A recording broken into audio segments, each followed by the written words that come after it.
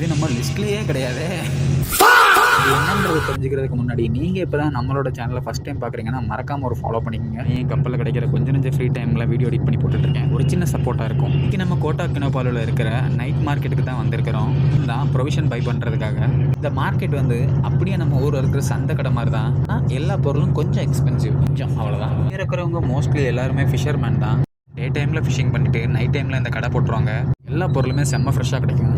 சரி காண்டாக வேண்டாம் யாரும். டிஸ்பிளே இல்லாத அந்த விஷயம் என்னன்றதை காட்டுறவாங்க. நார்மலாக முட்டைக்கோஸ் பார்த்துருக்கோம்ல, இங்கே மலேசியாவில் முட்டைக்கோஸ் எப்படி இருக்குன்னு பாருங்களேன். முட்டைக்கோஸா இல்லை வேறு எதுவும் காய்கறியா, ஒரே கன்ஃபியூஷனாக போச்சு. உழவங்கிட்ட கேட்டதுக்கப்புறம் தான் தெரிஞ்சு இதுவும் ஒரு டைப்பான முட்டைக்கோஸ்னு. கொஞ்சம் டிமாண்டான முட்டைக்கோஸா. மோஸ்ட்லி இதை தான் எல்லாருமே பை பண்ணுறாங்க. சும்மா விடுவோமா, நம்மளும் வாங்கியாச்சு. இப்போ பாருங்களேன், முட்டைக்கோஸ்னு இப்போ வரைக்கும் நம்ப முடியல. நீங்கள் யாராவது இந்த மாதிரி முட்டைக்கோஸ் பார்த்துருந்தீங்கன்னா மறக்காமல் கமெண்ட் பண்ணிட்டு போங்க. ஏதோ போட்டு அறுக்கிறானேன்னு நினைக்க வேண்டாம். அப்பப்போ நான் பார்க்குற சின்ன சின்ன விஷயத்த உங்களோட ஷேர் பண்ணிக்கிறேன். அவ்வளோதான். கண்டென்ட்டுக்கு ஃபாலோ பண்ணிங்க. பை.